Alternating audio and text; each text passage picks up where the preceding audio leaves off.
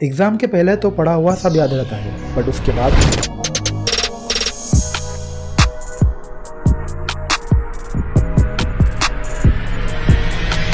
50 रुपया cut over acting. क्या आपके साथ भी ऐसा होता है? इफ यस, देन देखते रहिए इस वीडियो को, क्योंकि अब से ऐसा नहीं होगा। Hey, my name is Anshul and आज की इस वीडियो में मैं आपके साथ में शेयर करने वाला हूँ 4 scientific method and strategies to learn anything effectively, inspired by the book make it stick. देखिए, किसी भी चीज़ को सीखने का सही तरीका क्या होता है, इसके लिए हमें समझना होगा कि हम सीखते कैसे हैं एंड क्यों हैं। डोंट वरी, कोई फिलोसॉफिकल आंसर नहीं होगा। बेसिकली किसी भी सोर्स ऑफ इन्फॉर्मेशन से हम डेटा कैप्चर करते हैं थ्रू आवर सेंसेस, देन उसे अपने माइंड में प्रोसेस करते हैं, फिर एग्जिस्टिंग नॉलेज के बेसिस पे उसे समझते हैं, राइट। एंड इस पूरी प्रोसेस को हम कहेंगे इनकोडिंग। सेकेंड, हम सीखते क्यों हैं? वेरी सिंपल, उस लर्निंग को इम्प्लीमेंट करने के लिए, उसे यूज़ करने के लिए, अप्लाई करने के लिए या फिर शेयर करने के लिए। एंड इस पूरी प्रोसेस को हम कहेंगे रिट्रीवल।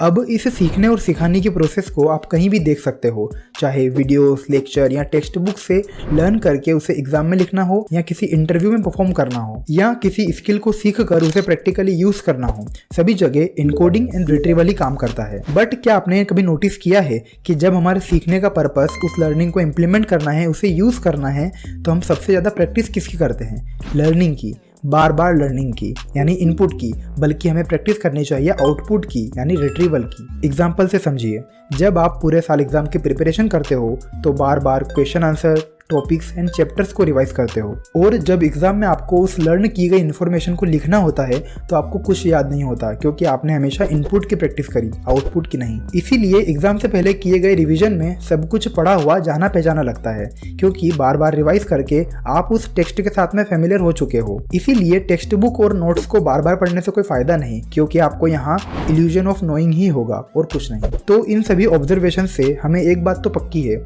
कि हमें इनपुट के साथ साथ आउटपुट की भी प्रैक्टिस करनी होगी, ताकि हम सिर्फ उस टॉपिक में फ्लुएंट ना हो बल्कि मास्टर बने। सो इसी के साथ here's the 4 ways and method to learn and master anything, और इसमें से थर्ड वाला बिल्कुल मिस मत करना। First, asking question between and right after learning. देखिए, क्वेश्चनिंग करना कितनी वैल्यूएबल हैबिट होती है ये तो हम सभी को पता है, बट अगर आप किसी भी टॉपिक को पढ़ते हुए बीच बीच में उसी से रिलेटेड क्वेश्चन करने की हैबिट डाल लो, तो आप किसी भी चीज को बहुत इजीली लर्न कर पाओगे एंड उसे अपनी लॉन्ग टर्म मेमोरी में सेव कर पाओगे, क्योंकि यहाँ भी आप रिट्रीवल की प्रैक्टिस कर रहे हो। इसी को एक लेवल और आगे लेकर के जाएं तो आप जो कुछ भी पढ़ रहे हो उस इन्फॉर्मेशन, एग्जाम्पल, कॉन्सेप्ट या फैक्ट को अपनी एग्जिस्टिंग नॉलेज से कनेक्ट करके या रिलेट करके समझो। फॉर एग्जाम्पल, आप कुछ भी समझने की कोशिश कर रहे हो तो उसे अपनी एग्जिस्टिंग नॉलेज एंड एक्सपीरियंस से कनेक्ट करो कि आपने वो चीज कहाँ नोटिस करी या एक्सपीरियंस करी अपनी डेली लाइफ में, किसी मूवी में, ट्रेवल करते वक्त, कहीं भी। इस तरह से ओपन माइंडेड होकर चीजों को समझने की कोशिश करें, इससे आपकी डीप अंडरस्टैंडिंग डेवलप होगी। Second, elaborating the learning in your own words. Retrieval को प्रैक्टिस करने का एक और अच्छा तरीका है, जो आपने समझा है उसे अपने शब्दों में अपने तरीके से समझाना या लिखना। अगर आप इस तरह से लर्निंग करते हो तो बहुत कम चांसेस होंगे कि आप कभी उस टॉपिक को भूल पाओ। आपको उस टॉपिक को लेकर बहुत टाइम बाद भी कुछ नॉलेज तो होगी ही। इसके लिए या तो आप अपने फ्रेंड को वो कॉन्सेप्ट समझा सकते हो, या फिर लिख सकते हो, या ऑडियो या वीडियो रिकॉर्ड कर सकते हो।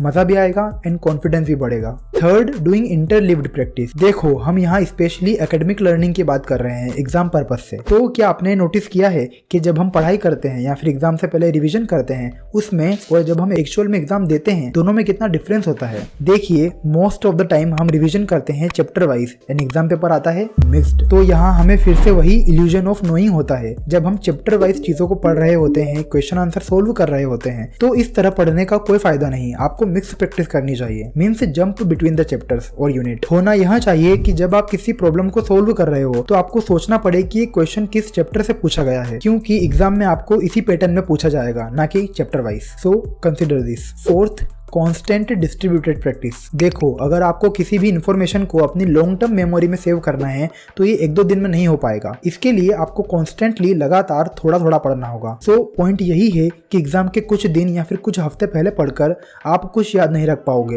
एग्जाम हॉल में सब ब्लैंक ही होने वाला है।